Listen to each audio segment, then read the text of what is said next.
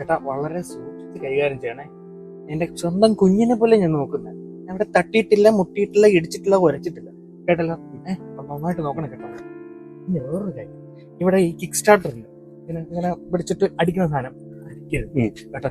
അവിടെ ഒരു ഇലക്ട്രോണിക് ഒരു ബട്ടൺ ഉണ്ട്, അത് ഞെക്കിയാൽ മതി. വണ്ടി പൊക്കോളും കേട്ടോ. പതുക്കെ പോണേ കേട്ടോ. ചേട്ടാ കേട്ടല്ലോ? പോയിക്കോളേ.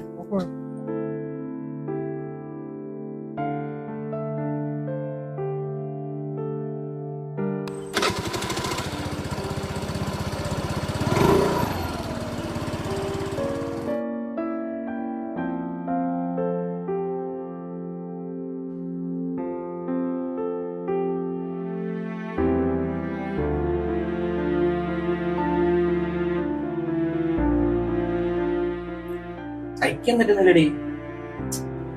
മനസ്സിലാവും ചേട്ടാ, നമ്മള് കുറെ കഷ്ടപ്പെട്ടതല്ലേ.